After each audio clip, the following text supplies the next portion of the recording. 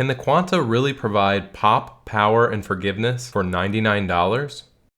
Yes.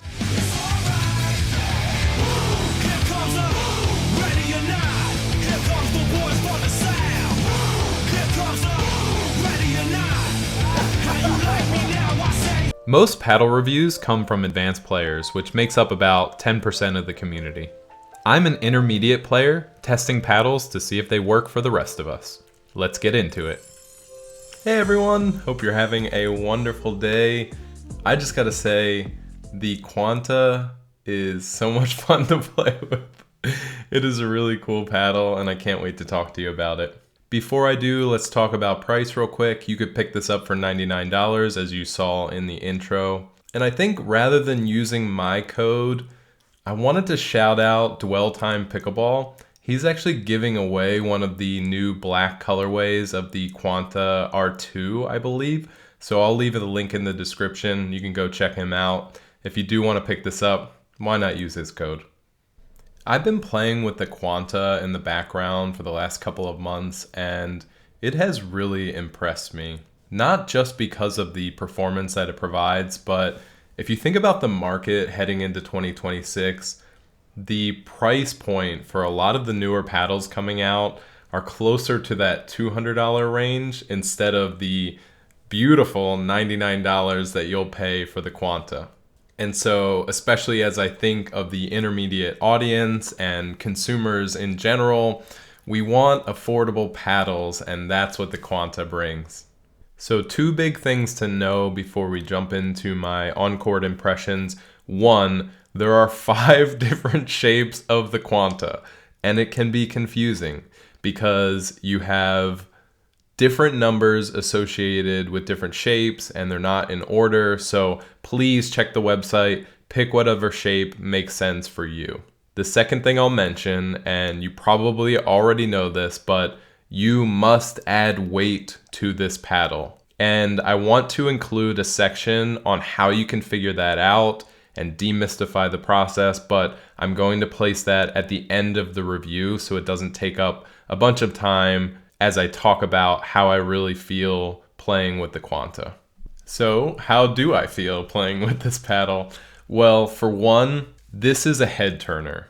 When you go to hit your drives, or if you counter or speed up the ball, your opponent and your partner will notice because this thing launches. So I would just say if you're not looking for the top end of power that can be very tricky to control, especially when you're close to the net, the Quanta is probably not for you.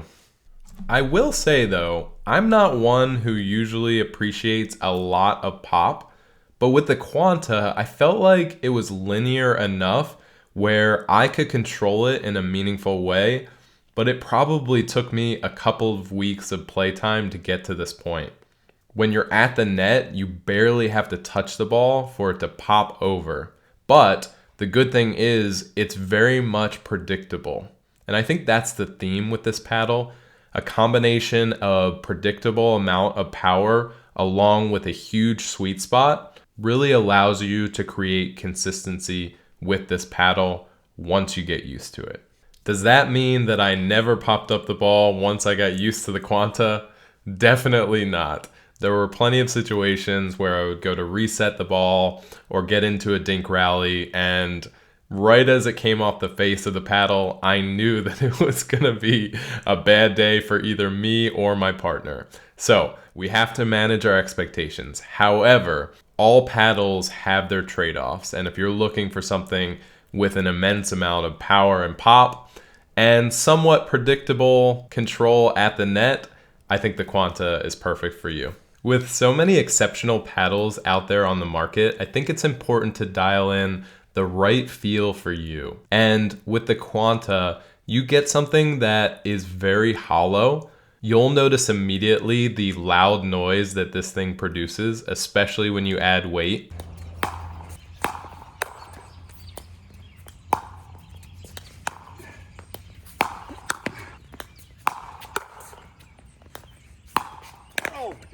As humans, we connect that loud noise to the power profile, and it amplifies how we feel about the amount of power that is being delivered. So if you have a curiosity as to whether you can control one of the most powerful paddles on the market, like the boomstick, I think the Quanta would be really fun to try out. It might not be the paddle that is going to give you the most wins in your bag, but it will definitely put a smile on your face when you hit that baseline drive or speed up a ball and completely catch someone off guard.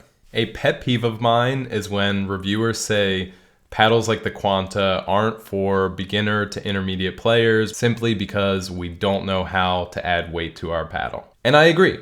It can be mysterious to figure out where to add weight, why would you add weight. So I just wanted to talk you through Pickleball Effects Tuning Lab so that you could see how I came up for my weight setup on this particular paddle, as well as look at other paddles that you might be testing and figure out where and why you would want to add weight.